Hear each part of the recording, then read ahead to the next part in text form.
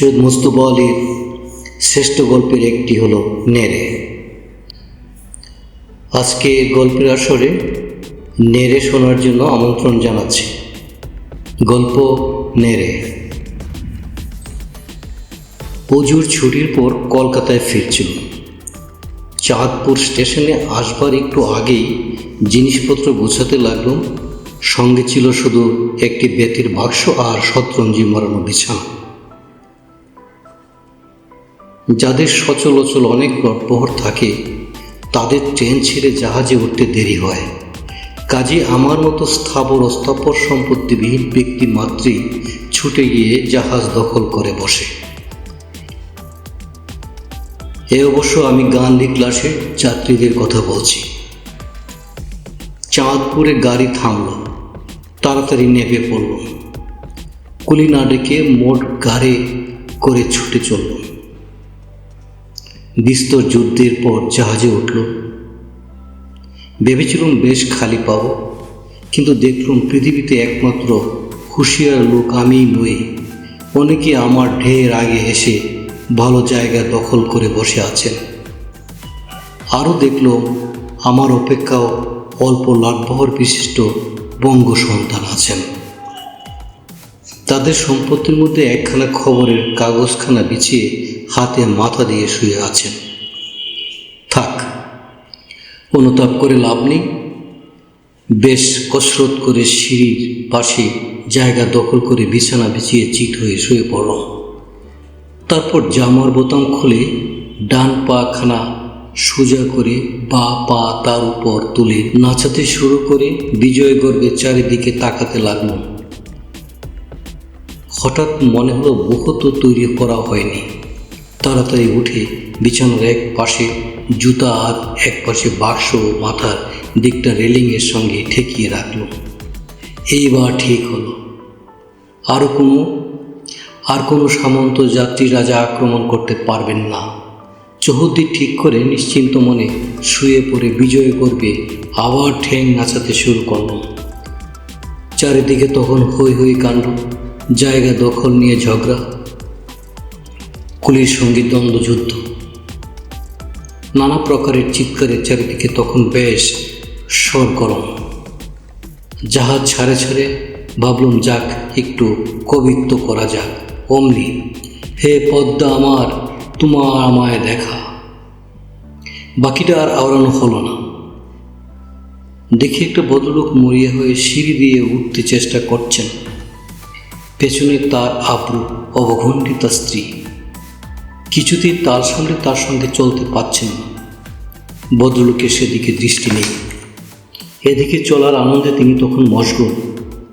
আনন্দ বললুম বটে, কিন্তু থার্ড ক্লাসের যাত্রী মাত্রেরই এ আনন্দের ভয়ে বুকের রক্ত হিম হয়ে যায়।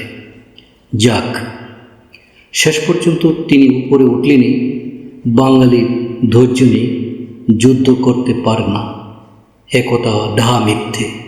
সেই ভদ্রলোককে দেখলে উপরোক্ত কুসংস্কার কারোরই থাকবে না। উপরে উঠেই তিনি চারিদিকে তাকাতে লাগলেন, কিন্তু স্থান নেই ক্ষুদ্র এ তরে, মেরি খোট্টা বাঙালিতে সব গেছে ভরি। ততক্ষণে তার স্ত্রী এসে পেছনে দাঁড়িয়েছেন। বাবু তখন পেছনে সিঁড়ির দিকে তাকিয়ে হঠাৎ চমকে উঠলেন। বুঝতে পারল কুলি চম্পট। বললাম, কি মশাই, কি হয়েছে? ভদ্রলোক কাঁদো কাঁদো হয়ে বললেন, কুলি কোথায় গেল এই? আমি বললাম, নম্বর মনে আছে? আমার কথায় কান্না দিয়ে বলতে লাগলেন, হ্যাঁ তাই তো, কুলি কোথায় গেল? বাক্স টাক্স সব নিয়ে। গয়নার বাক্স, হায় হায়। গয়নার বাক্সর কথা মনে হতে তার শোক দ্বিগুণ হয়ে উঠল। আমি বিরক্ত হয়ে বললাম, নম্বর কত ছাই বলুন না। তাই তো নম্বর, নম্বর এই, তাই তো ভুলে গেছি। বেশ করেছেন। এইবার তার স্ত্রীর গলা থেকে গড় গড় করে একটা আওয়াজ বেরোল, কিন্তু সেটা কি কোনো ভাষা না, শুধু আওয়াজ মাত্র, তা বোঝা গেল না। ভদ্রলোকটি তাড়াতাড়ি সেই দিকে ঝুঁকে বললেন, কি মনে আছে? আবার একটু গড় গড়। তারপর শুনতে পেলুম 11। আমি আর অপেক্ষা না করে এক পাটি জুতো পায়ে ঢুকিয়ে অন্যটা ঢোকাতে ঢোকাতে ছুটে চললাম। ফিতে বাঁধা ছিল না বলে ডান পায়ের জুতোর নিচে ফিতে আটকে যাওয়ায় দরাম করে সিঁড়ির উপর মুখ থুবড়ে পড়লাম। জুতোর উপর ভীষণ চটে গেল, কিন্তু মনকে সান্ত্বনা দিল, পরোপকার কি বিনা মেহনতে হয়? যা হোক, আবার উঠে ভিড় ঠেলে 11 নম্বর কুলি চেঁচিয়ে চেঁচিয়ে বললাম, কিন্তু কোথায় 11 নম্বর কুলি? প্রত্যেক কুলি নম্বর যদি খুঁজতে যাই তবে সে কাজটি আর সেদিন শেষ হবে না। কাজে শুধু চেঁচিয়ে চললাম।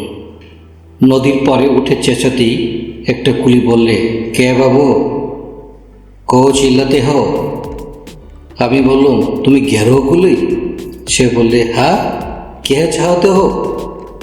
আমি বললাম, জলদি চলো, বাবু কা মাল লেকর কোই ইতনা দেরি করতা হ্যায়। সে বললে, কে চিল্লাতে হো? मेरा पास तो इन साहब का माल है, बाबू का माल। ओह, রাগ ছোড়া। দেখলাম আগে একটা সাহেব যাচ্ছে আর বাবুর বাক্স নদীর পাড়ে গড়াগড়ি খাচ্ছে।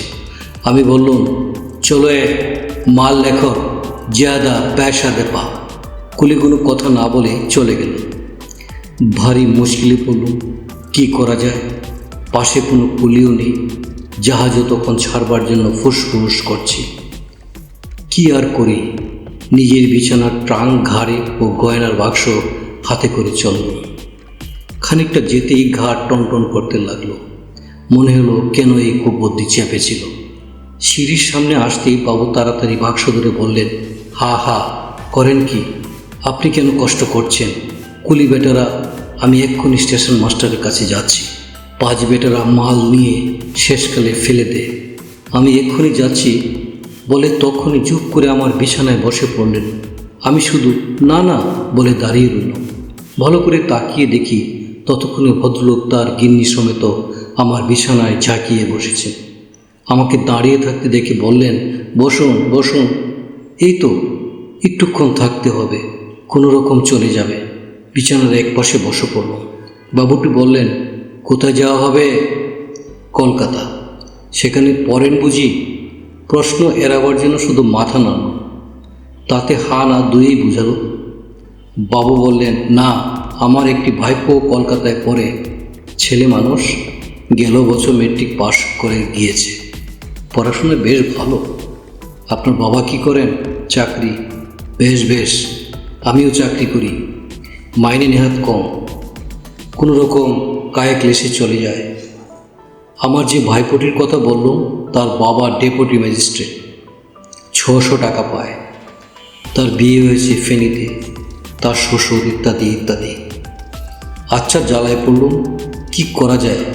ফেরিওয়ালা যাচ্ছিল, একটা কাগজ নিয়ে মুখ ঢেকে পড়তে লাগলাম। বাবু বললেন, কি পড়ছেন? আমি শুধু মাথা নাড়লাম। তিনি বললেন, আনন্দবাজার। বলেই দেখি কাগজখানা। ভাবলাম বাঁচা গেল, বাবু কাগজ পড়বেন। কিন্তু ভদ্রলোক প্রথম লাইন চেঁচিয়ে পড়ে আবার বক্তৃতা জুড়ে দিলেন। জগৎগুরু মহাত্মা গান্ধীর কারাবাস আজ 225 দিন। তাহার বিদায় বাণী খদ্দর পরিধান, চুতমার্গ পরিহার। দেখলেন মশাই, দেখলেন? এ দুটো জিনিস বলে গেছেন। তাও হতভাগা দেশে কেউ করবে না। খদ্দর পড়লে কি দোষ রে বাবা? টেকেও তো বেশি, দামও কম। আমাকে তার কাপড়ের দিকে তাকিয়ে দেখে লজ্জিত হয়ে বললেন, কি করব, ছাপোষা মানুষ। খদ্দরকে নিয়ে কুলিয়ে উঠতে পারিনি।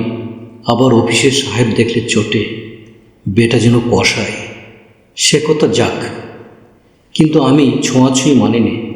ওতে তো আর কোনো খরচ নেই, কেনই বা মানব? কেন মুচি মুসলমান কি মানুষ নয়? ওদের সঙ্গে বসে কেন খাবো না? হোপ খাবো, আলবদ খাবো। তারপর এদিক ওদিক তাকিয়ে স্ত্রীকে বললেন, তাহলে জল খাবার। স্ত্রী তাড়াতাড়ি বাক্স খুলতে লাগলেন। ততক্ষণে ভার ঘুমটা প্রায় 2.5 ইঞ্চি হ্রাসপ্রাপ্ত হয়েছে। একখানা প্লেটে হাঁড়ি থেকে বের করে সন্দেশ রাখতে লাগলেন। আমি তখন উঠবার বন্দোবস্ত করতে শুরু করেছি। বাবু তা দেখে বললেন, বসুন বসুন, জলখাবারটা এখানেই সেরে নিন। আমি মাথা চুলকাতে লাগলাম।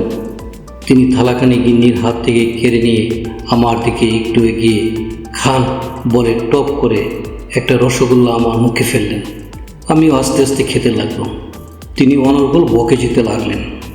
খাওয়া শেষ হলে বললেন, আমাদের তো এসে পড়লো নেক্সট স্টেশন তারপাশা। আপনার তো কলকাতা পৌঁছতে অনেক দেরি হয়ে যাবে। তা আপনি কোথায় উঠবেন? সোজা মেসে যাবেন বুঝি? আমি হু বলে উঠে পড়লাম। প্রতিজ্ঞা করলাম তারপাশা স্টেশনে না আসা পর্যন্ত তার মুখও হব না। দূর থেকে দেখলাম বাবু গিন্নির সঙ্গে খুব আলাপ জুড়ে দিয়েছেন। ঘণ্টাখানেকের পরে তারপাশা দূর থেকে দেখা গেল। ভাবলাম এইবার বাবুর খোঁজ দিই। গিয়ে দেখি তিনি তখন কাগজ পড়ছেন। আমাকে দেখে বললেন এই যে তারপাশা।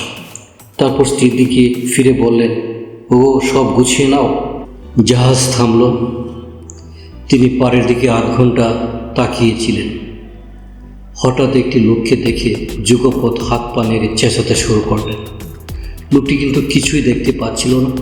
বাবু দুই হাত নেড়ে তার দৃষ্টি আকর্ষণ করবার চেষ্টা করতে লাগলেন। কুলি ডেকে মালগুলো তুলে দিয়ে আমিও সঙ্গে সঙ্গে নামলাম। পরের লোকটি তখন জাহাজে উঠেছে। বাবুটি পাড়ে নামতে যাবেন এমন সময় ফিরে বললেন, চিঠিপত্র লিখবেন? আপনার ঠিকানা? তাই তো নামেই জানা হলো না। আপনার নাম? আব্দুল রসুল। থমকে দাঁড়িয়ে জিজ্ঞেস করলেন, কে? আব্দুল রসুল। তুমি মুসলমান? আমি বললাম, হ্যাঁ, কেন? ভদ্রলোক খিচিয়ে বললেন, কেন কেন জাগটা মারলে? খাওয়ার সময় বললে না কেন তুমি মুসলমান? বলল। আমি অবাক হয়ে বললাম, আপনি যে বললেন জাত মানেন না। তিনি তেড়ে এসে আমার নাকের কাছে হাত নেড়ে বললেন, মানি নে, খুব মানি, আলবৎ মানি। 7 পুরুষ মেনে এসেছেন আর আমি মানি নে, আবার পায়ের চিত্তির ফেলে ফেললে? হতভাগা নে রে।